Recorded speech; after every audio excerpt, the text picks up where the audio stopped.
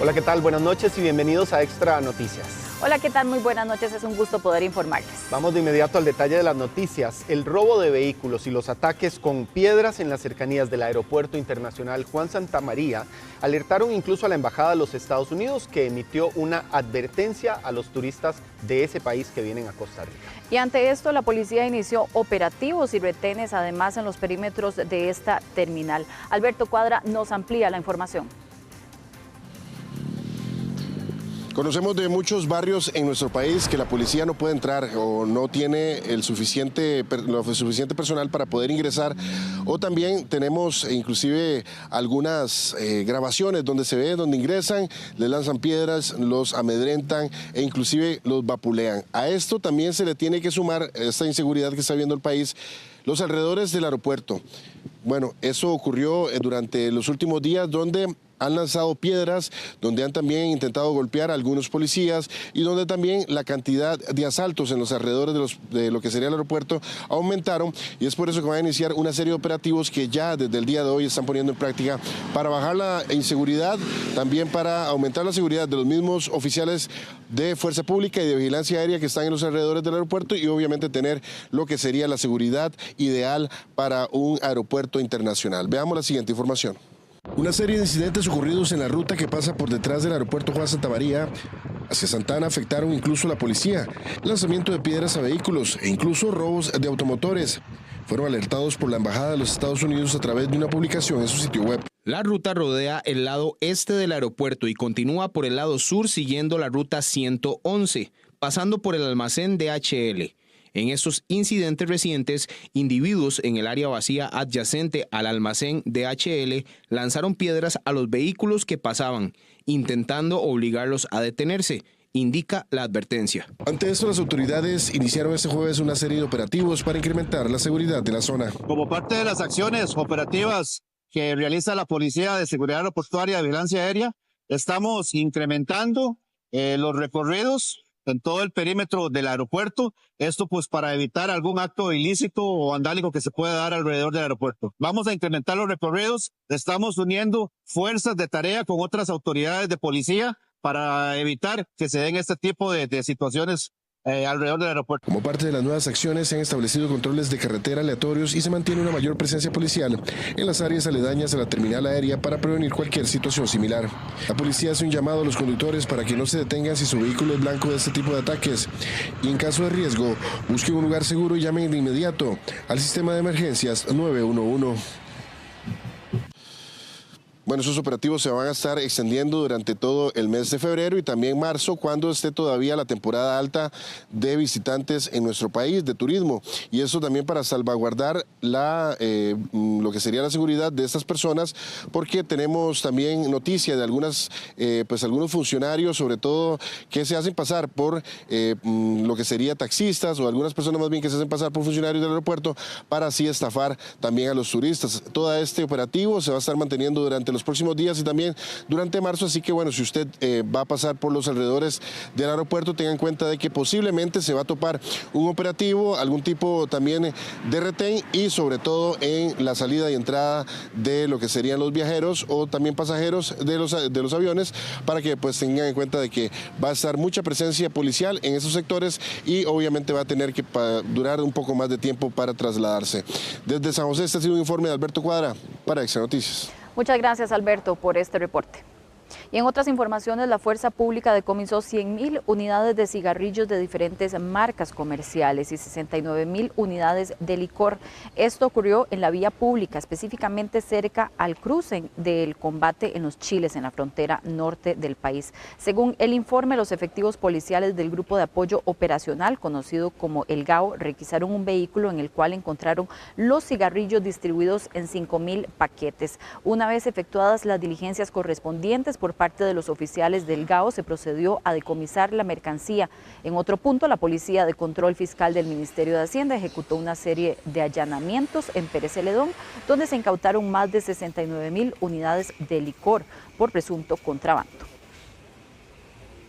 Vamos a hacer trabajos interregionales, intercambio de información y operaciones conjuntas para que la fuerza pública pueda multiplicar su capacidad de fuerza operativa en contra del crimen organizado y la delincuencia común. Importante este trabajo conjunto que bajo el liderazgo de los mandos superiores de fuerza pública, todos a nivel nacional, uniéndonos para una mejora de nuestra prestación del servicio de seguridad de cara a la ciudadanía. En su pantalla vamos a poner las imágenes de cómo cayó un helicóptero que hacía trabajos de fumigación en Ticabán de Limón, en un sector conocido como Finca El Indio. Según testigos, el helicóptero chocó con un dron, aparentemente propiedad de una compañía bananera. La Cruz Roja se hizo presente en el lugar con 3 unidades para atender la emergencia. El piloto fue encontrado deambulando fuera de la aeronave accidentada y después de revisarlo determinaron que no era necesario trasladarlo a un centro médico. Este jueves, cercano a las 5 de la tarde, la Cruz Costarricense es alertada por una alerta AEDS en el sector de Finca El Indio en Ticabán, El Porvenir en Guapiles. El lugar refiere un helicóptero que utilizan para fumigación que se precipita en la zona montañosa. Al lugar, la Cruz Costarricense activa sus servicios de respuesta y despacha 3 unidades de soporte básico y un vehículo operativo. Estando en el sitio, se confirma la información inicial de la precipitación de este helicóptero que se utiliza para fumigación. En el lugar se encuentra al piloto fuera de la aeronave, deambulando y estable, es valorado por personal de Cruz Roja y este no requiere un traslado al centro médico para su valorización. Les se le queda a cargo de las autoridades de aviación para lo correspondiente. Bueno, preste atención y aliste abrigo porque el Instituto Meteorológico Nacional prevé de 6 a 10 empujes fríos para las próximas semanas. Y además, durante los próximos días, la época seca se establecerá ya de manera definitiva en la zona norte del país. Eso es lo que esperamos. Si los días más soleados lo hicieron pensar que era buena idea guardar el abrigo y la bufanda, sobre todo durante las noches y madrugadas, es mejor que espere un poco. El Instituto Meteorológico Nacional estima que aún faltan menos de 10 empujes fríos antes de que termine esta temporada. Las próximas 4 semanas estaremos viendo el establecimiento de la estación seca en la zona de Guatuso, Los Chiles y Upala. Condiciones un poco menos lluviosas en la mayor parte del Caribe y de la zona norte. Y en la semana que va entre el 15 de febrero en adelante, aproximadamente hasta el 28, estaremos viendo condiciones mucho más lluviosas en el Pacífico Central y en el Pacífico Sur.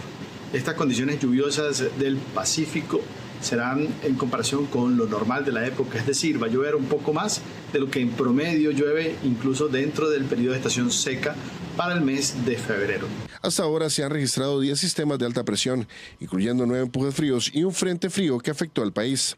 Para después de la mitad de febrero se espera que las condiciones lluviosas disminuyan en el Caribe. El Pacífico estará más lluvioso de lo normal.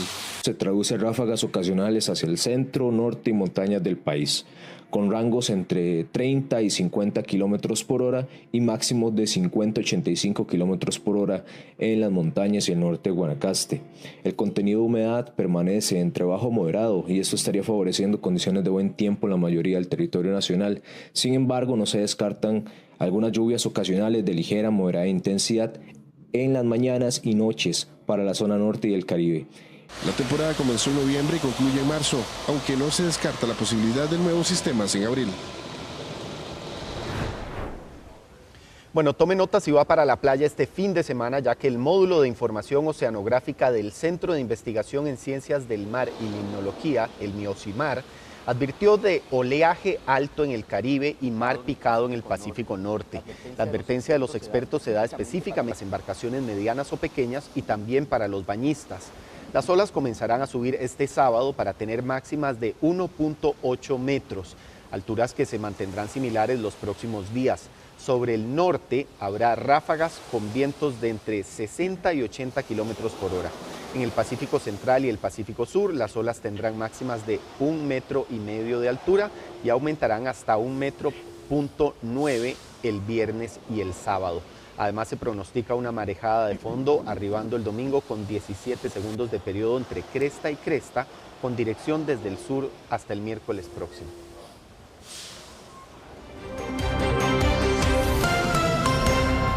Bueno, preste mucha atención porque hubo un cambio de fecha y será este viernes cuando inicien los cierres parciales en el túnel de circunvalación norte. Algunas rutas alternas le pueden servir. Pese a que, por medio de este comunicado, el Ministerio de Obras Públicas y Transportes anunció los cierres parciales en el túnel de circunvalación norte a partir del 8 de febrero, será este viernes cuando se implementen las labores por parte de la Compañía Nacional de Fuerza y Luz. Los trabajos finalizarán el 10 de abril. A partir del día viernes de la presente semana y hasta el día 10 de abril del presente año. Estos cierres van a estar presentes en un horario que va de las 9 de la mañana hasta las 4 de la tarde. De esta forma, los cierres serán del 7 de febrero al 10 de abril en horario de 9 de la mañana a 4 de la tarde. Minutos antes de las 9 y antes de las 4 se cerrará totalmente por 10 minutos para el traslado de maquinaria. Se prevén más presas, el dolor de cabeza de los conductores. Y ahora me metí ahí en que fui a dejar a una señora aquí al México, al hospital. Nada que ver ahí. Mucha presa. Presa, no hombre, es un sueño meterse ahí. Ticos consultados no se oponen al avance, pero consideran que las obras se extenderán mucho tiempo. 2 meses y creo que es demasiado, ¿verdad? Cuando hay que hacer estas cosas, pues ya sabemos que todavía hay obras que no están del todo conclusas, ¿verdad? Entonces, para mí, ¿qué hago? ¿Tomar otra ruta? Ahora, el tiempo es lo que hay que ver, ¿verdad? ¿Cuánto va a dificultar, verdad? Porque, por ejemplo, nosotros, como servidores públicos, no transitamos mucho por esa zona, muy rara vez.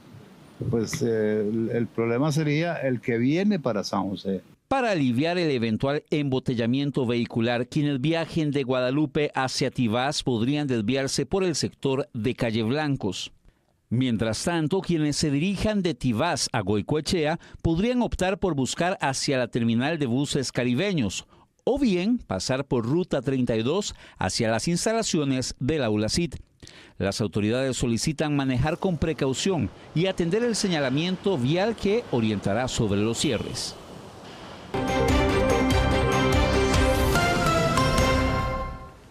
Un proyecto de ley pretende modificar la restricción para que quien tenga una pensión alimentaria y necesite salir del país no experimente problemas, pero eso sí aplica para algunos casos excepcionales.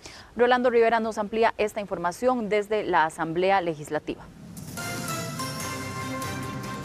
Actualmente en nuestro país, si un hombre o una mujer necesita salir del país y paga pensión alimentaria, lo puede hacer únicamente con la autorización de la parte acreedora o bien pagando 12 meses de pensión alimentaria, el aguinaldo y también el salario escolar. Eso está contemplado en el artículo del Código Procesal de Familia. Un proyecto de ley pretende modificar estas condiciones de manera excepcional. ¿En qué consiste? Lo vemos en la siguiente información. Y ella esa vez dijo, no más, le pongo la restricción para siempre, y así lo hizo, no me la ha quitado desde entonces. Yo me di cuenta un día que iba saliendo del país como parte de la tripulación y en migración pues no me dejaron pasar, ¿verdad? Para mí fue angustioso, ese día yo lloré, me sentí impotente ante el hecho de que no poder trabajar. Con este testimonio justificó la fracción de Nueva República el proyecto de ley que pretende modificar la restricción de salida del país a hombres o mujeres que tengan pensión alimentaria. El beneficio aplicaría para ciertos casos de manera excepcional y si se presenta la negativa de autorización de la parte acreedora. El proyecto plantea una reforma para que exista la posibilidad de que la persona deudora alimentaria pueda presentar un proceso judicial para que un juez de pensiones alimentarias le autorice la salida del país por razones justificadas y debidamente acreditadas. Para ello debe tener al menos 2 años de tener pensión alimentaria judicializada y no haber incumplido ningún pago mensual.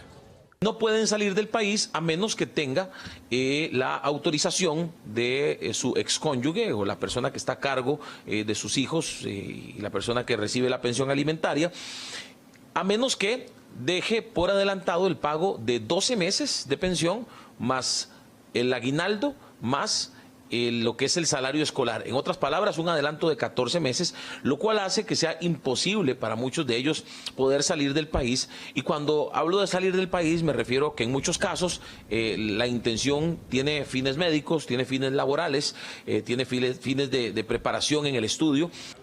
La iniciativa, según Fabricio Alvarado, procura la salud y la estabilidad económica del obligado y permite que la persona deudora pueda crecer profesionalmente, aumentar sus ingresos y hasta ascender en su trabajo, lo cual puede ser beneficioso para los menores de edad y estudiantes que disfrutan de este derecho. Bueno, ya lo veíamos, uno de los requisitos sería tener pensión alimentaria judicializada en al menos 2 años y no haber incumplido en ningún momento con el pago. Desde la Asamblea Legislativa es un reporte de Rolando Rivera para Extra Noticias. Gracias, Rolando, por esta información. En otros temas, que existan determinadas facilidades para contratar choferes de bus es lo que impulsa la Cámara Nacional de Transportes. Incluso ya hay un proyecto de ley que ya fue dictaminado. 1.500 plazas vacantes hay en el área metropolitana para choferes de bus. Por eso, la Cámara de Transportes solicita a los diputados aprobar un proyecto que facilite la contratación de los conductores. El proyecto sustituye la obligatoriedad de tener otro tipo de licencia durante un periodo de 3 años, como lo establece la norma actual, por la formación adecuada de la persona que desea optar por esta licencia. Si este requisito se cambiara, podríamos ofrecer trabajo a muchas mujeres de hogar y a muchas personas que sí lo requieren. La falta de conductores a nivel de país hace que el transporte público sea cada vez menos eficiente. El proyecto se presentó en 2022 y avanza bien según Bolaños. Se presentó desde el año 2022, ha avanzado de manera positiva, fue dictaminado afirmativo en la comisión respectiva y únicamente faltaría que los diputados puedan avanzar con la votación del mismo en las próximas semanas. A través de este comunicado, la Cámara Provincial de Autobuseros manifestó su completo apoyo a la iniciativa. Muchas afiliadas a Canatrans cuentan con academias de conducción, donde se capacita a los interesados para que trabajen en las empresas. La economía de nuestro país resulta insuficiente para generar nuevos puestos de trabajo que reduzcan el desempleo, según lo explica un experto. Y para el INEC, las mujeres son las que sufren más con la falta de fuentes de trabajo. A pesar del significativo aumento de puestos de trabajo que hubo durante el 2024, esto no fue suficiente para dar empleo a las 150,000 personas que están en edad de laborar. Así lo analizaron algunos expertos. No se están creando nuevos puestos de trabajo suficientes. ¿Qué es lo que hay que hacer? Lo que reiteradamente venimos diciendo ya desde inicios de esta administración. Tiene que haber un plan específico, concreto, para estimular las empresas del régimen definitivo, que son las que están creciendo menos que el promedio de la economía, especialmente las actividades agrícolas, la industria local, el comercio. Daniel Salazar es un joven que está a punto de cambiar de empleo y forma parte de las personas a quienes no les costó realizar esta búsqueda. La verdad es que yo creo que he tenido suerte porque he estado en un trabajo como por 2 años casi. Y ahorita voy a cambiar, por dicha. Sin embargo, a otra joven, a quien llamaremos Camila, tiene una hija y aproximadamente 2 meses de estar en busca de un trabajo. Si no tengo experiencia, no contratan. Entonces, ahorita buscando en lo que salga, sea en, no sé, restaurantes o atención al cliente o lo que sea. En la encuesta continua de empleo del INEC se reveló que 165,000 personas están desempleadas. De ellas, 95,000 son hombres y 70,000 mujeres. Mientras que 845,000 tienen un empleo informal, de los cuales 521,000 son hombres y 324,000 mujeres. De acuerdo con el economista Gerardo Corrales, lo que se dio fue un aumento de la fuerza laboral por un mayor número de ocupados. El puente modular, desde octubre pasado, el Ministerio de Obras Públicas y Transportes confirmó que instalaría sobre el río Taras en Cartago tiene ahora un nuevo destino. Hace poco más de 6 meses, el sector de Navarro del Muñeco en Dulce Nombre de Cartago se quedó sin puente debido a que las fuertes lluvias provocaron que el río de la zona creciera y falseara la estructura que había. Las obras para el armado de la estructura iniciarán el próximo 11 de febrero y estarán a cargo de funcionarios de la Dirección Regional de Obras Públicas del Ministerio en Cartago. Entrarían en servicio en 2 semanas. El CONAVI no ha logrado conseguir que un vecino colabore para poder instalar el puente ahí. Entonces, como aún subsisten los 2 carriles, se pensó pasarlo al sector de la calle El Caracol. Sin embargo, un vecino tampoco estuvo de acuerdo, otro vecino, de ahí que ahora estamos dialogando con ellos para que no se lleven el puente y que por el contrario nos hagan el favor de utilizarlo en otra ruta nacional, en un sector importante que es Navarro del Muñeco, donde hace 6 meses se quedaron sin un puente. Es una zona de enorme interés turístico, de aviturismo, que la gente está sufriendo por la ausencia de puente, para que ese Bailey no se lo lleven para San José, sino lo dejen aquí en Cartago y lo podamos instalar ahí en Navarro del Muñeco. Y tras 48 días sin sesionar, la Junta Directiva de la Caja Costarricense del Seguro Social regresó a las reuniones. En la sesión juramentaron y le dieron inducción a los nuevos miembros que estaban además pendientes de nombramiento.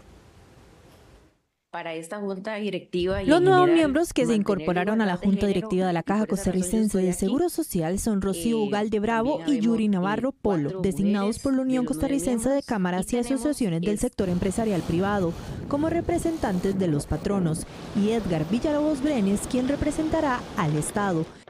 Este proceso de inducción es clave para garantizar una transición fluida en la junta directiva, permitiendo que sus nuevos miembros se familiaricen con el nuevo marco normativo, las responsabilidades y los desafíos que implica dirigir una institución fundamental para el bienestar del país.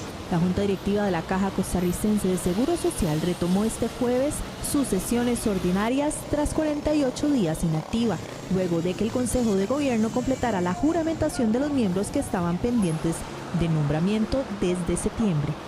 Para esta junta directiva y en general mantener la igualdad de género es importante y por esa razón yo estoy aquí. También habemos 4 mujeres de los 9 miembros y tenemos también esa relación de 1 a 1 en la presidencia y en la vicepresidencia.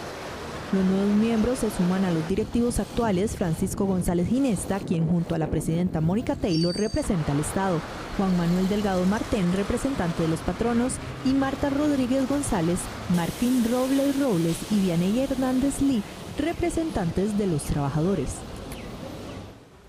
Con 39 votos a favor y también en segundo debate, los diputados aprobaron el proyecto de ley que busca reducir la deuda política para las próximas elecciones del 2026. Así es, y ahora la iniciativa pasará a manos del Poder Ejecutivo.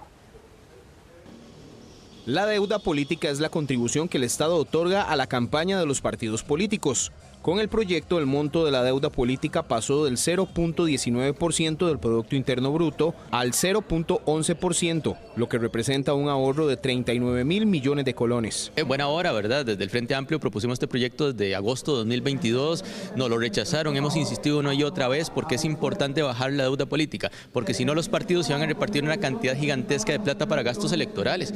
De acuerdo con el Tribunal Supremo de Elecciones, los diputados tendrán tiempo de aprobar la modificación a la contribución estatal para la campaña política antes del mes de octubre. Se va a reducir la deuda política en 39.000 millones de colones. Son 39.000 millones de colones que gracias a este proyecto no se van a repartir los partidos para utilizarlos en campañas. Entonces nos alegra, fue difícil, hubo mucha oposición de diferentes fracciones, bueno, pero por fin ya salió aprobado. Esta ley debe estar aprobada en segundo debate, firmada por el Ejecutivo y publicada en el Diario Oficial La Gaceta. Ahora el proyecto pasa al Poder Ejecutivo para su firma y publicación como ley de la República. El Consejo Nacional de Supervisión del Sistema Financiero, el CONACYF, autorizó a la Administración de la Resolución de COPE Servidores la venta de 8 propiedades que en conjunto suman 4.363.000 millones de colones, así como 18 vehículos por 246 millones de colones. Los bienes inmuebles reservados corresponden a las instalaciones que pertenecían a la cooperativa, incluyendo su mobiliario para habilitar un proceso de contratación. Los bienes se pusieron a la venta el 9 de diciembre del 2024, cuando se publicitó un total de 60 propiedades y 27 vehículos. La recepción de las ofertas cerró el pasado 15 de enero. Las personas físicas y jurídicas que resultaron adjudicadas serán contactadas directamente a partir del viernes 7 de febrero, a partir de mañana, al correo que indicaron para ser notificados, con lo cual se recuperarían 4.609 millones de colones.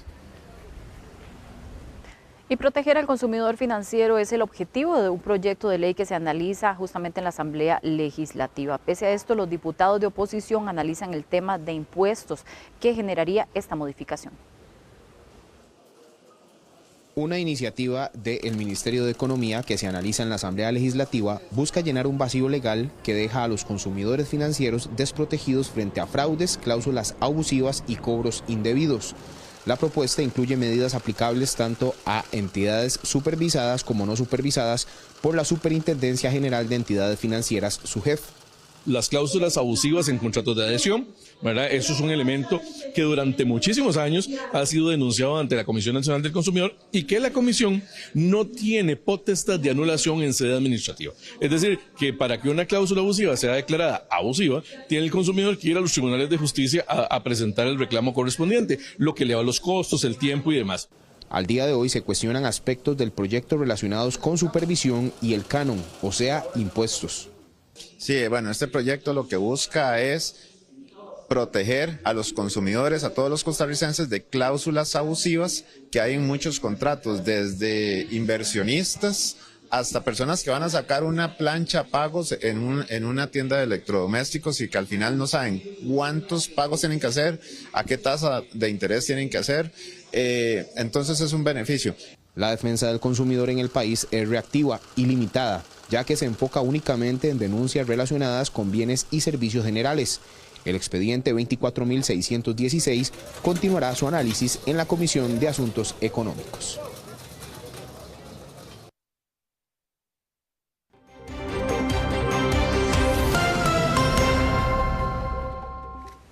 Bueno, y por tercera vez en menos de una semana un Sensinay fue saqueado, según informó el Ministerio de Salud. La Fuerza Pública de Pavas insta a los vecinos a denunciar todos estos delitos. Esto es lo que se ve a simple vista desde afuera del Sensinay de Metrópolis 12 en Pavas. Trabajadores realizando una serie de mejoras en el cercado de la instalación con concreto y baldosas. Sin embargo, lo que sucede a lo interno de la estructura es lamentable. A la fecha son 108 personas que pueden traer a sus chiquitillos para poder aprender y alimentarse. 50 personas que vienen aquí a comidas servidas y casi 500 personas a las cuales se les da un diario para que puedan alimentarse. ¿Y qué es lo que está sucediendo? Pues esta desafortunadamente es no solamente la primera, no es la segunda. Es ya más de 3 veces que se han intentado meter a robar. Rompedoras, metavos, extensiones, herramientas, pintura y hasta comida es parte de lo que han sustraído de este Sensinay. Rompieron la estructura, ¿verdad? Como pueden ver, el portón fue dañado y por supuesto tuvieron acceso e ingresaron a este espacio en donde dañaron la parte de la pared que colinda con la cocina y al dañar la cocina dañaron también un tubo, situación que hizo que se inundara la cocina donde habían alimentos. La Fuerza Pública indicó que realizarán más patrulleos para controlar la situación que se presenta acá en Pavas. Nosotros vamos a mantener presencia policial aquí más incisiva, más insistente y no descansaremos de perseguir a las personas que tanto daño le están causando a esta infraestructura y no solamente a esta infraestructura, sino a las personas que más lo necesitan. También hacer un llamado a los vecinos y las vecinas que por favor cualquier movimiento irregular, cualquier movimiento que observen acá que sea sospechoso a cualquier hora, que llamen al 911, esa es la línea de emergencia por excelencia. Así quedó el portón, ahora luego de las mejoras, el cual implica modificar recursos por la situación de inseguridad. Las obras de mejora en el Sensinay de Metrópolis 2 iniciaron el 20 de noviembre y se espera concluyan a mediados de marzo.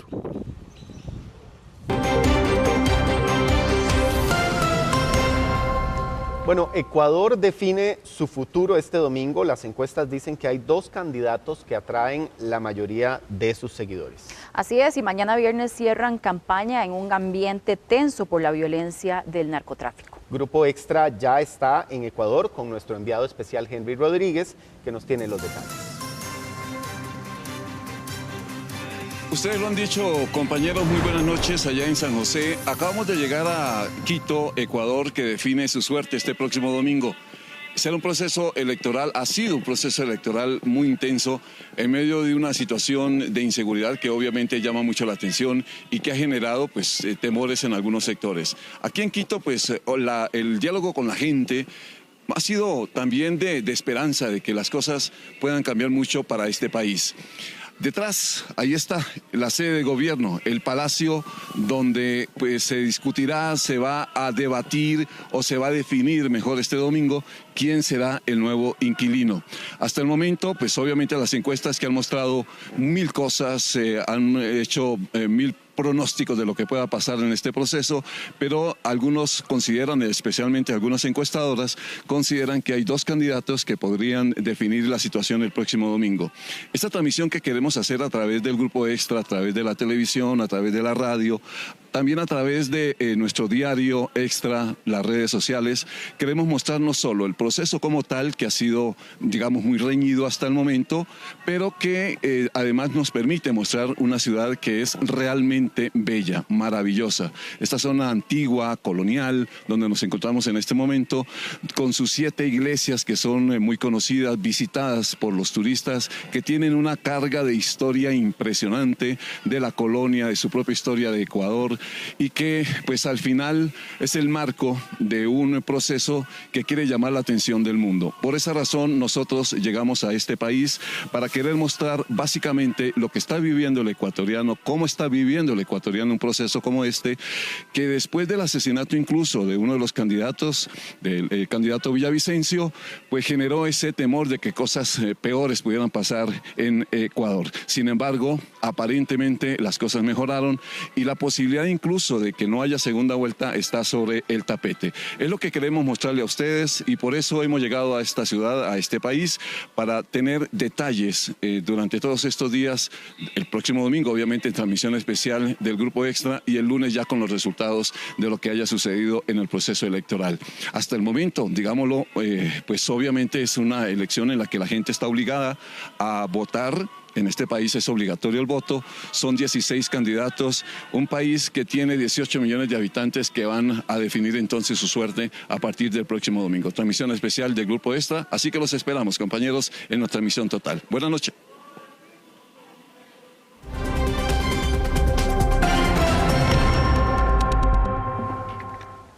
Bueno, vamos a poner en su pantalla imágenes en vivo con una noticia de última hora en desarrollo que se está dando justamente en el sector del Alto de Guadalupe, donde los bomberos atienden en este momento un incendio de gran magnitud. Empezó a las 7 de la noche. Gaby. Así es, ahí estamos viendo las imágenes. La alerta se dio específicamente 50 metros sur de la delegación de la policía de esa zona.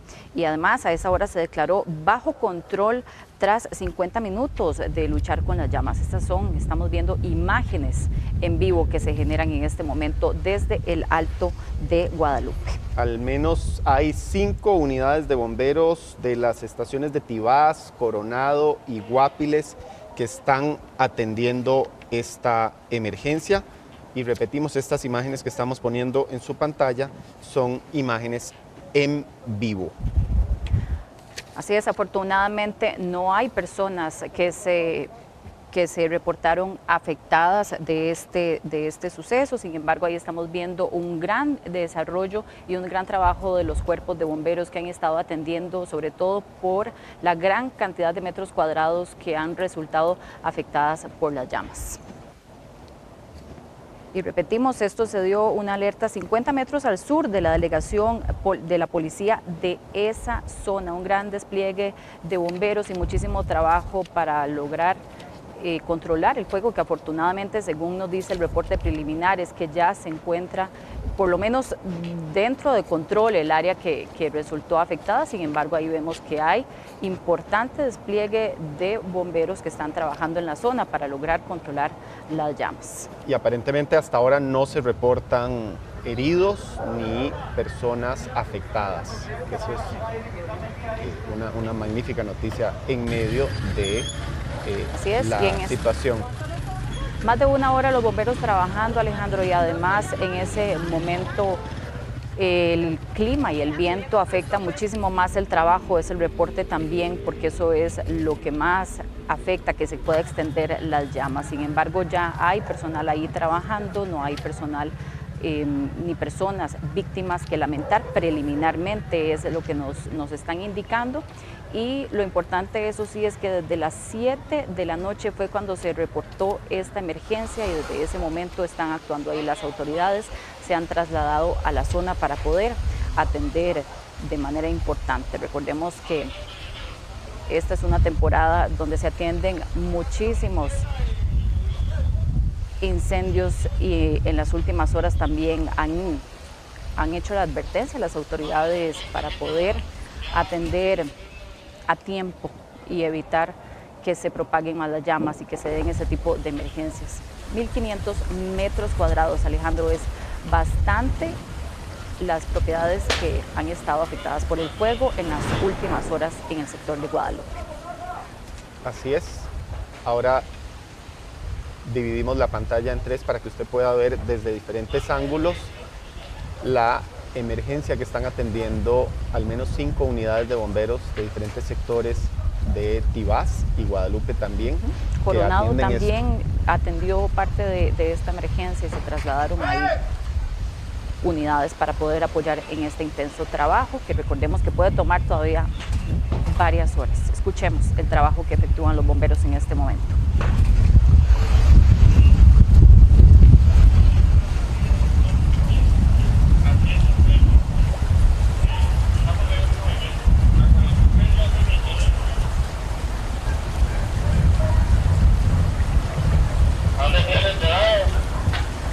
Recordemos además que en esta época en que el Instituto Meteorológico Nacional ha advertido sobre un incremento en las velocidades de los vientos, hay condiciones que favorecen la propagación de las llamas en este tipo de incendios estructurales.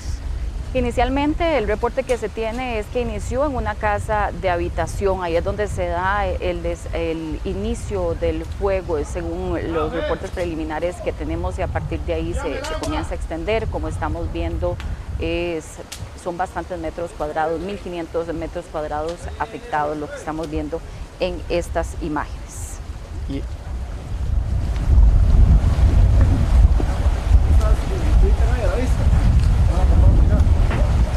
Pedir agua, ¿no? Le dice que el alimento está bien. ¿Cómo se llama? Ya movió.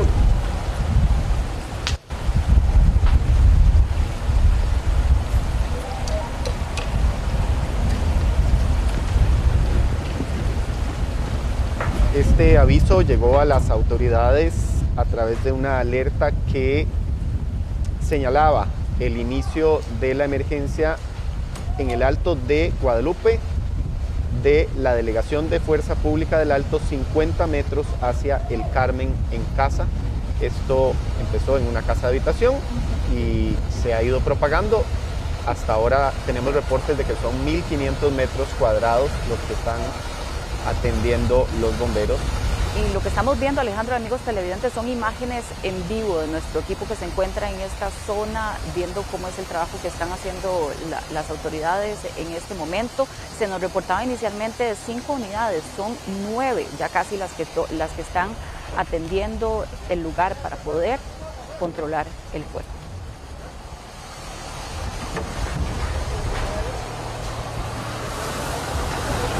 Y lo importante, además mencionábamos, es que no hay un reporte todavía, afortunadamente, y esperamos que se mantenga así, de personas heridas o que hayan tenido algún tipo de afectación por el incendio, a pesar de la gran magnitud que estamos viendo que alcanzan las llamas ya a este momento. Y además las la cantidad de tiempo que tienen de estar intentando controlar el fuego desde las 7 de la noche.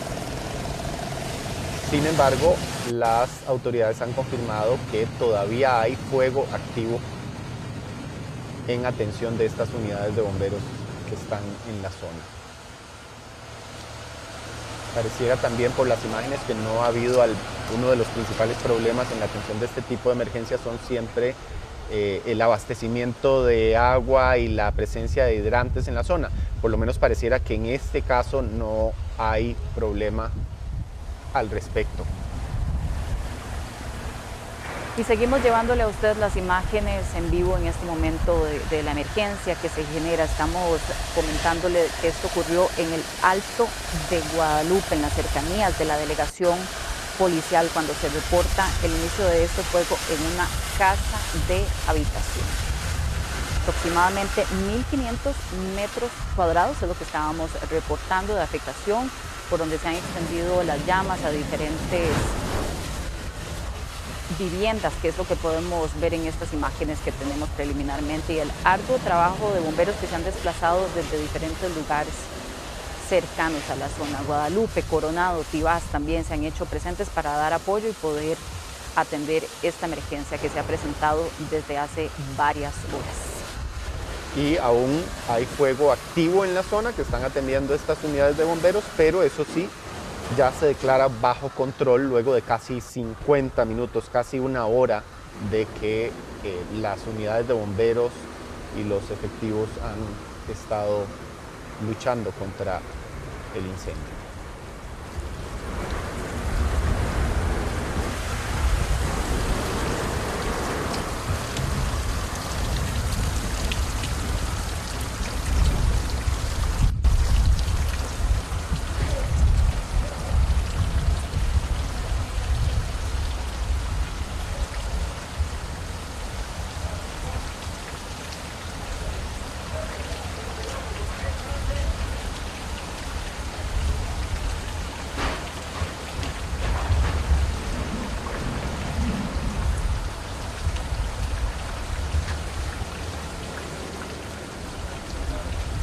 Bueno, vamos a permanecer muy pendientes de estas imágenes que le estamos reportando en vivo. Repetimos, de un incendio de grandes dimensiones que se presenta en este momento en el Alto de Guadalupe. Ya se encuentra controlado por parte del cuerpo de bomberos, sin embargo todavía están tratando de aplacar las llamas en estas casas de habitación donde inició. Pero vamos a estar muy pendientes ahí con nuestros equipos que se encuentran en este momento en el lugar para traerle más avances de lo que ocurra en los próximos minutos. Vamos a seguir con otras informaciones. ¿Cómo viven los ticos su fe actualmente y qué tanto sigue incidiendo la religión en opiniones de los costarricenses sobre polémicos temas como el aborto o, por ejemplo, el divorcio? Así es, esto es parte de lo que un estudio de la Universidad Nacional analizó y parte de los principales resultados con los que quizá usted se pueda identificar. Escuchemos algunas de las opiniones que nos la presenta nuestro compañero Jeffrey Naranjo. Hay temas que siempre que se tocan en una mesa con amigos o familiares generan controversia u opiniones divididas. Aborto, valores morales e incluso recientemente vacunas. Precisamente cómo percibe la población nacional este tipo de temáticas y qué tanta polarización generan. Fue parte de lo que se propuso el Instituto de Estudios Sociales y de Población de la Universidad Nacional, donde además analizó el panorama religioso en nuestro país. Para mostrarles algunos de estos resultados podemos ver que en un tema como por ejemplo las vacunas y la relación que tienen muchas veces con que las creencias religiosas incidan en que las personas estén a favor o en contra, este estudio pudo evidenciar que un 85% de la población considera que el uso de vacunas es saludable y por tanto lo avala, contrario a un 10% de las cerca de 1.300 personas encuestadas, las cuales respondieron que consideran estar en contra del uso de las vacunas y que pueden generar aparentes perjuicios para la salud. Otro de los resultados que podemos vamos a observar a continuación es en el tema de si el uso de las redes sociales incide en la pérdida de valores en nuestra sociedad. Un 71% de los encuestados, más de la mitad, consideran que efectivamente las redes sociales han venido a cambiar la forma en que las personas pues desarrollan y se relacionan con los valores sociales, contrario a un 18% que viene a evidenciar que el uso de las redes sociales por parte de la gente es una responsabilidad de cada persona y eso incidirá en cómo perciben los valores morales. Para también mostrarles algunos otros de estos resultados en temas que, como les decíamos, suelen generar bastante polémica, podemos ver que este estudio encuentra que aún un 70% de la población considera que el aborto es un tema tabú, es un tema que genera polémica y se posicionan en contra del aborto en nuestro país. Temas como el divorcio, caso contrario, han venido a ser más normalizados en los últimos años. Que una persona decida pues romper este tipo de vínculos es algo que un 46% de la población avala. En los temas de diversidad sexual y homosexualidad podemos ver que aún un 37% de la población dice estar en contra de este tipo de temáticas y políticas relacionadas a los mismos. Y también llama mucho la atención el tema de relaciones fuera del matrimonio, las cuales aún son condenadas por un 31% de la población. ¿De qué población estamos hablando? ¿Cuál es el principal credo, las principales creencias religiosas que predominan en nuestro país? Sigue siendo el catolicismo la principal religión costarricense. Veámoslo en la siguiente información. La población evangélica en Costa Rica ha crecido en los últimos 7 años. Así lo refleja un análisis del Instituto de Estudios sobre Población de la Universidad Nacional, donde en contraste con el año 2018 se observa que la cantidad de evangélicos y miembros de iglesias cristianas no católicas pasó de un 27 a un 31% de la población. Es decir, por cada 100 personas, 31 de ellas forman parte de alguna denominación cristiana distinta al catolicismo. ¿Qué pasa con la religión católica, la cual según el artículo 75 de la Constitución Política es la religión oficial del Estado costarricense? La UNA advierte de una ligera disminución en la cantidad de católicos en los últimos 5 años, que sin embargo debe observarse con cautela. Se puede afirmar tan categóricamente que las personas católicas estén disminuyendo.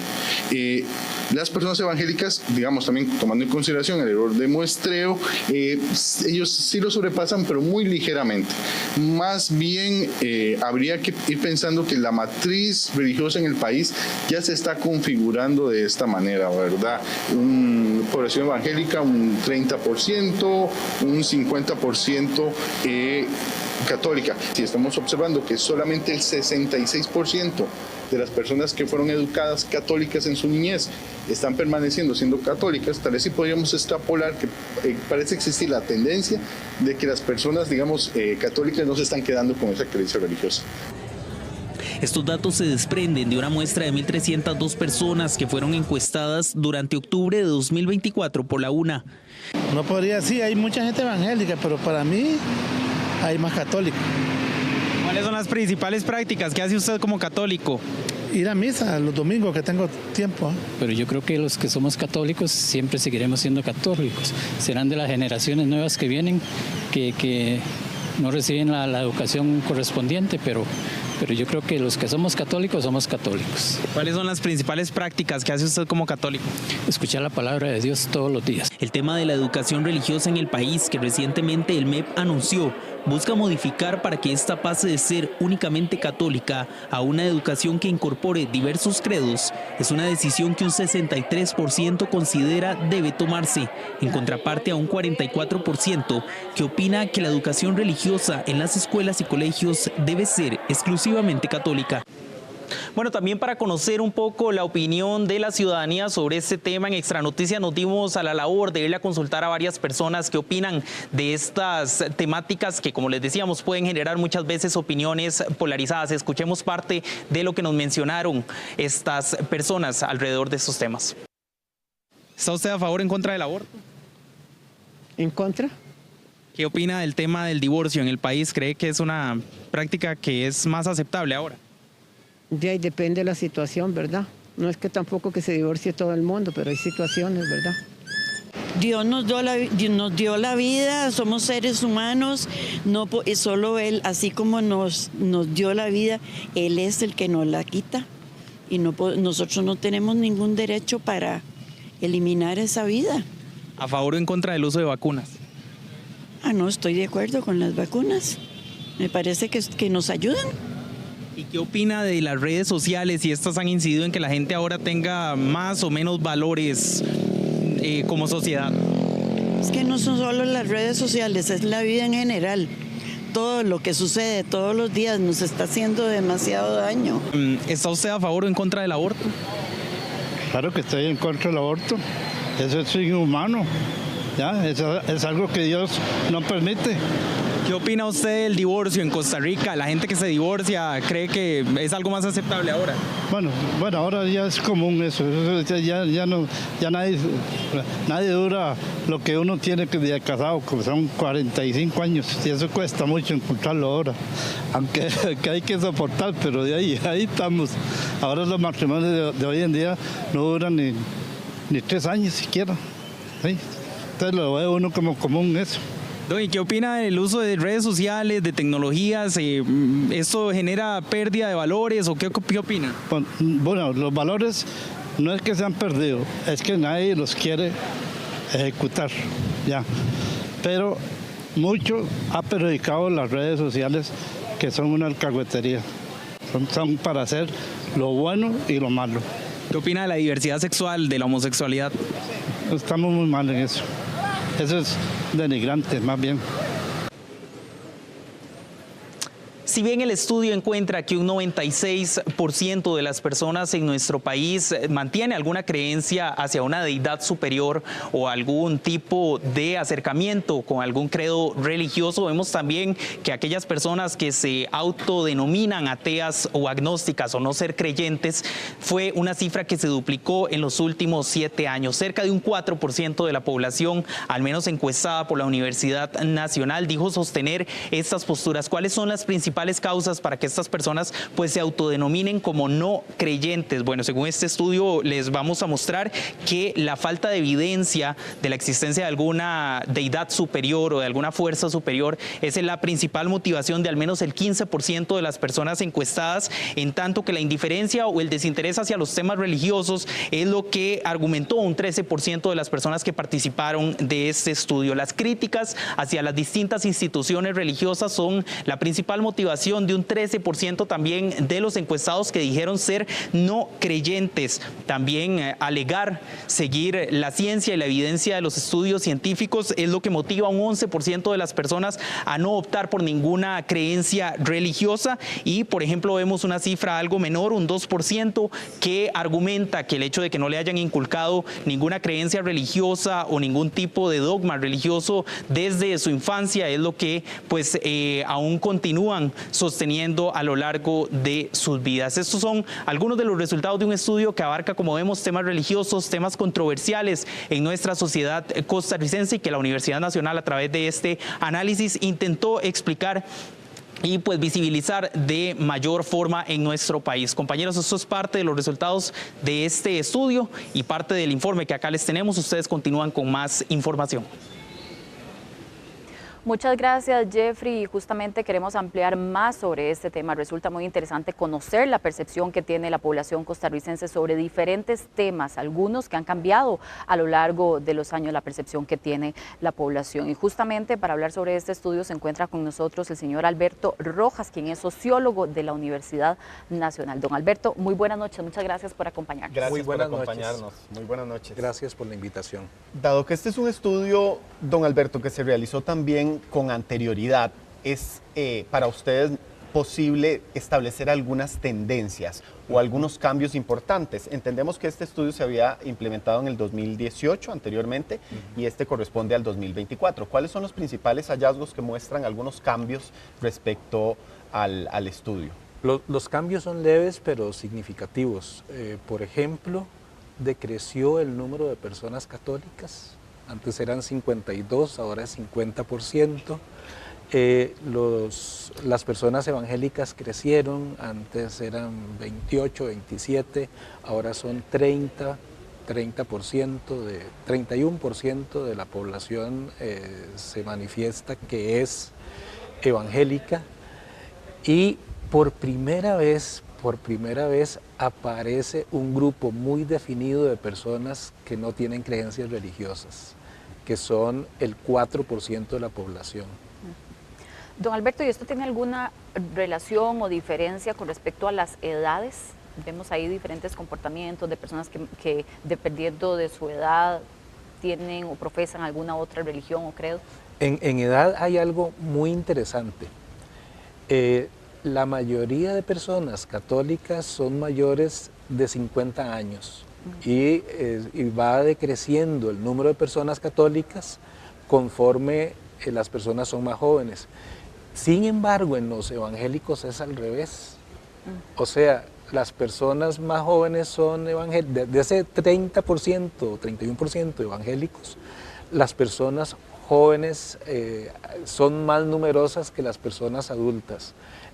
Si uno tira una tendencia a largo plazo, pareciera que los evangélicos pueden sustituir a su población porque tienen una reserva de juventud más grande que la Iglesia Católica. Y de alguna manera el estudio profundiza en algunas de las razones que justifican estos cambios o estas variaciones en las tendencias. No, el estudio no profundiza en eso, nada más busca confirmar los porcentajes, los números de personas que confiesan una u otra religión. Ahora, nos parece interesante el tema del Estado laico, porque es un tema que se ha estado discutiendo a través de los años y sin embargo nosotros también seguimos siendo un país que tiene fracciones legislativas cristianas en el Congreso, ¿verdad?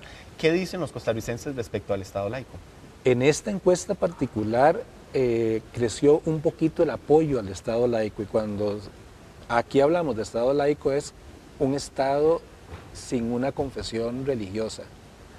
Entonces hay un 54% de personas que apoyan que el Estado no tenga ninguna religión.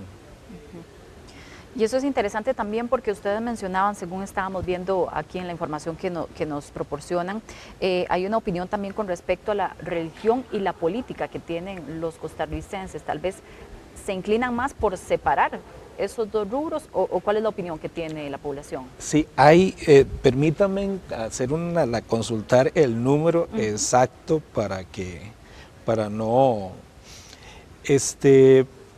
Nosotros les preguntamos a las personas si estaban de acuerdo o no de que los partidos políticos utilizaran la religión para su campaña política y solo el 10% estuvo de acuerdo. O sea, la gran mayoría está en desacuerdo. Un 87% estuvo en desacuerdo. O sea, hay ahorita, en este momento,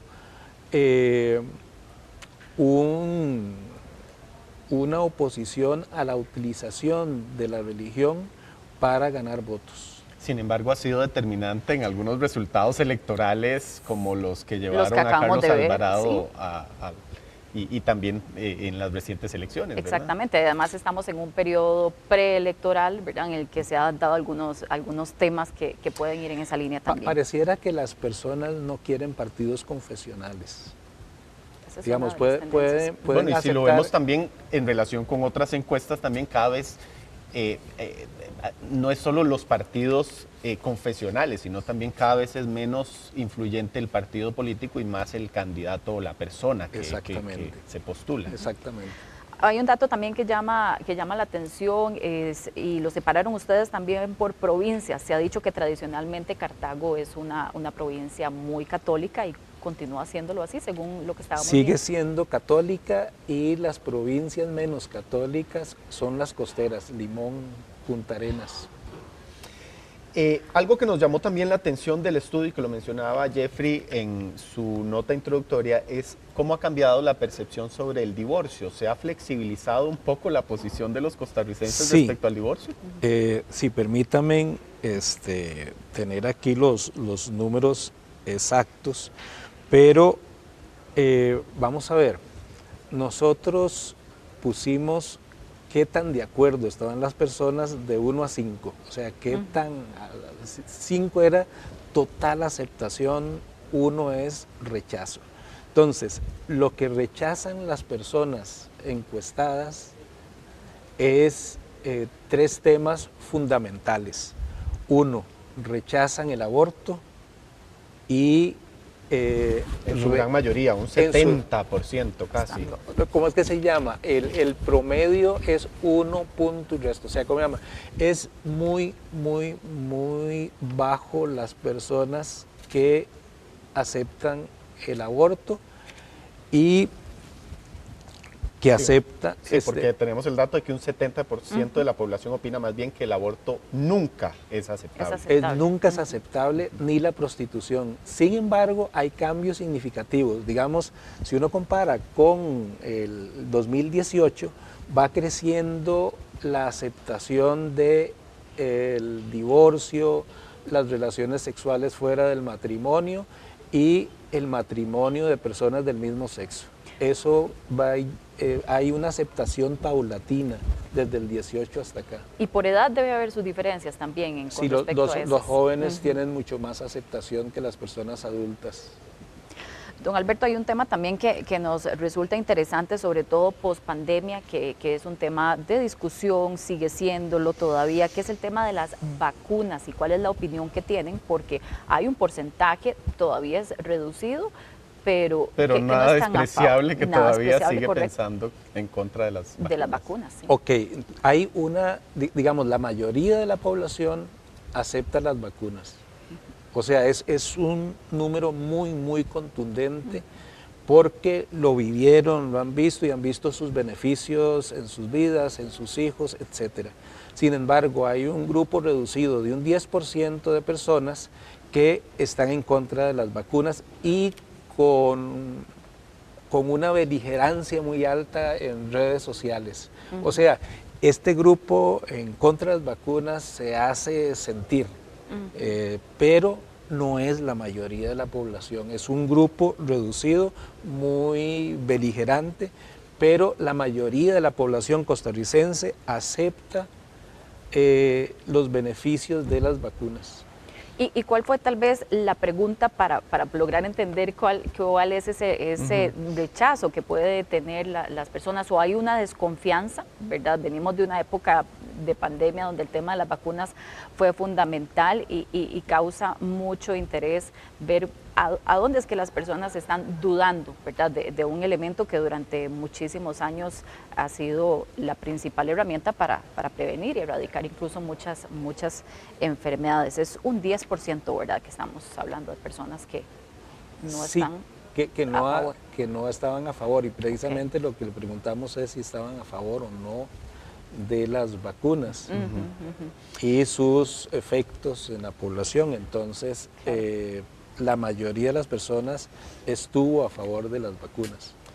Regresando también hacia la base de la percepción de la población costarricense sobre los valores y las prácticas religiosas, como el título del estudio lo señala, prácticas religiosas, nos llama la atención que hay un 50% de la población que asegura practicar la religión católica, pero también de esa población hay quienes no son practicantes o digamos no participan activamente, por ejemplo, de la celebración de la misa y la Eucaristía. Sí, tanto en... Un 34%. Sí, un 30%. Digamos, si uno estuviera en la conferencia episcopal o si fuera evangélico en la Alianza Evangélica, estaría un poco preocupado. ¿Por qué? Porque hay muchos católicos nominales, o sea, que se consideran católicos, alguna vez van a misa, alguna vez participan en la Eucaristía, por decir algo, pero sin embargo, así, personas que están constantemente en la iglesia solo son el 34%. Y antes todos los evangélicos eran muy participativos, ahora solo un 48%. O sea, pareciera que las personas son creyentes, un 96% es creyente, pero practicantes asiduos y constantes son muy pocos. Pero entonces hay una mayor participación activa en la iglesia evangélica que la católica, porque la católica es un 34% el que señala que asiste a misa, pero cuando vamos a ese dato propiamente entre la iglesia evangélica, es un 48% el que asegura que participa activamente del culto. Entonces hay una mayor participación de los evangélicos en el culto. El estudio así lo dice. Sin embargo, en ambos casos, la mitad, más de la mitad de las personas que se confiesan de una u otra confesión no son participantes. Don Alberto, y otro tema que también queríamos puntualizar es la percepción de la población sobre las redes sociales, algo que ya está entre nosotros, incluso en las poblaciones más jóvenes, pero hay un dato interesante que ustedes destacan y es que las personas relacionan las redes sociales con la pérdida de valores. Sí,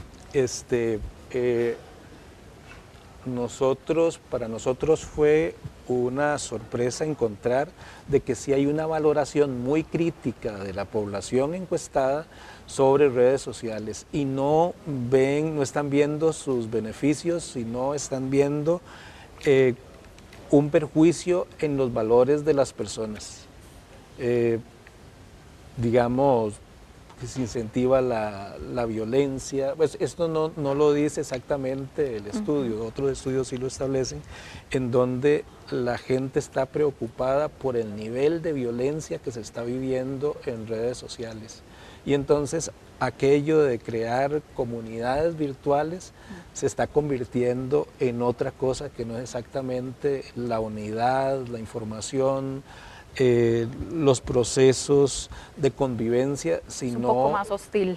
Sí, la gente está resintiendo la hostilidad, por un lado, y les está preocupando de que ahorita un medio de socialización, incluso más fuerte que la familia, pueden ser las redes sociales. Y entonces, en ese sentido, instituciones como escuela, iglesia y familia están perdiendo un lugar importante en lo que es la socialización de niños, niñas, jóvenes. Bien, interesantísimo los resultados de este estudio para desgranarlos y para poder eventualmente hacer otros análisis, así como otras informaciones periodísticas sobre estos hallazgos, porque hay muchísimos otros temas que se nos están quedando por fuera, pero sin duda alguna les vamos a consultar para obtener mayores detalles. Don Alberto Rojas es sociólogo investigador de la Universidad Nacional, a quien agradecemos también su presencia esta noche en nuestra mesa de análisis. Gracias, muchísimas gracias por la invitación. Continuamos con más información, Gaby. En otras informaciones, un dominicano detenido junto a un costarricense con 34.000 pastillas que resultaron no ser de fentanilo quedó tras las rejas. El extranjero, según los registros del Poder Judicial, gozaba de un beneficio carcelario otorgado por adaptación social. La oficina de prensa del Poder Judicial envió este comunicado donde detalla que el extranjero detenido el martes con unas 34.000 pastillas de drogas sintéticas forma parte del régimen semi-institucional avalado así por adaptación social, adscrito al Ministerio de Justicia. Ese es un sistema donde la persona duerme unos días en un centro y sale a la calle el resto de la semana. Tras ser detenido junto a un costarricense en un minisúper con las pastillas, se le impuso 6 meses de prisión preventiva. Recordemos que ya la PCD había realizado una investigación importante el año anterior y esto nos viene a confirmar que hay presencia en nuestro país de drogas sintéticas y de drogas que son sumamente dañinas. Entonces, cuando se recibe la alerta, de manera inmediata la Policía de Control de Drogas reacciona para ubicar el punto, para ubicar quiénes son los vendedores y entonces se genera ya la diligencia a nivel judicial. Veamos, el sujeto dominicano, naturalizado costarricense, gozaba del beneficio otorgado por justicia, según información suministrada así por el Poder Judicial, beneficio que gozaba desde el año 2020 y fue condenado también por drogas. Fuentes allegadas al caso confirmaron además a Extra Noticias que tras 4 pruebas de campo se determinó que las drogas no son fentanilo, sino metanfetaminas, aunque falta más análisis para el total de las pastillas. A través de la investigación que logra realizar la Policía de Control de Drogas con otras autoridades del Ministerio de Seguridad Pública, UEA y DIAC, logramos determinar cuál es ese sitio. Es un supermercado donde se está supuestamente almacenando. A través del Ministerio Público, la Fiscalía de Narcotráfico, solicitamos el allanamiento al lugar. El costarricense detenido junto al dominicano es de apellidos Quesada Kiel y oriundo de Limón. La póliza de riesgos del trabajo cubrirá a la familia del subjefe del organismo de investigación judicial OIJ, Heiner Zamora, quien falleció tras sufrir un atentado relacionado con sus labores como investigador. El Instituto Nacional de Seguros aseguró que este jueves recibió la notificación de aviso de accidente, por lo que esto permitiría activar la póliza. El investigador dejó a su esposa y a una hija de 11 años. En los últimos días, desde el Instituto Nacional de Seguros, coordinamos con el OIJ la activación del seguro de riesgos del trabajo del oficial Heiner Zamora. Gracias a esta póliza, su familia estará protegida en este momento tan difícil. Este jueves recibimos la notificación por parte de su patrono, lo cual nos permitirá analizar el caso. El seguro incluye un pago mensual para los familiares directos, que es calculado sobre el salario anual que percibía el investigador. Esos pagos se mantienen para las personas menores de edad hasta que cumplan los 18 años y se extiende hasta los 25 si se mantiene la condición de estudiante. Recordemos que el seguro de riesgo del trabajo del INSS es un seguro obligatorio que pagan todos los patronos del país. Es importante indicar además que este seguro no tiene límite de cobertura. Eso quiere decir que su respaldo es muy amplio. El Código de Trabajo establece que al amparo de esta póliza, los colaboradores tienen derecho a atención médica, pago de incapacidad temporal y permanente, y en caso de fallecimiento se le brinda un beneficio económico a los beneficiarios del trabajador fallecido. Heiner Zamora falleció el pasado martes, luego de luchar por su vida durante 4 días tras un atentado en el sector de Guapiles. Y un camión y un vehículo quedaron completamente en cenizas luego de una aparatosa colisión ocurrida en el cantón de Osa, en la zona sur. Producto del accidente, uno de los conductores resultó gravemente herido. Tras el impacto, ambos vehículos comenzaron a arder. La emergencia se registró a la altura de la Ruta 2 en Interamericana Sur a eso de las 10 de la mañana en Villa Colón de Osa. Tras la alerta, el hecho fue atendido por 5 unidades de las estaciones de bomberos de Ciudad Neyli y Palmar Norte, así como la Cruz Roja Costarricense. Los equipos de emergencia trabajaron media hora para controlar el fuego que afectó a ambos vehículos. Se nos despacha a fuego un vehículo pesado, sector de Villa Colón. Cuando llegamos al lugar tenemos una colisión de un vehículo pesado con un pick-up 4x4. Tenemos un masculino aproximadamente 40 años fuera del vehículo. Se realiza la estabilización con Roja y el control del fuego. En este momento se encuentran unidades de Ciudad Neyli y Palmar Norte trabajando en el lugar. Por el momento se desconoce cómo ocurrió el accidente y las autoridades llevan a cabo la respectiva investigación para determinarlo. De acuerdo con el informe preliminar de bomberos, el conductor del vehículo pick-up sufrió heridas graves como resultado de la colisión y su estado de salud es delicado. En horas de la tarde se recibe una alerta mediante el sistema de emergencias 911, donde nos reportan una colisión de un vehículo tipo pick-up con un vehículo pesado tipo trailer. Esto en Punta Arenas, Villa Colón, sobre Ruta Interamericana 2. Se envían 2 recursos de unidad de soporte básico de la Benemérita Cruz Roja Costarricense y se abordan 2 adultos. Uno se traslada en condición crítica y el otro en condición urgente, ambos al Hospital Tomás Casas. Debido a la gravedad del accidente, la vía debió ser cerrada por 4 horas hasta que Gracias, Julio. Gracias a usted por informarse con nosotros. Le esperamos mañana a partir de las 5 en punto desde Buena Mañana. Muy buenas noches. Que descanse.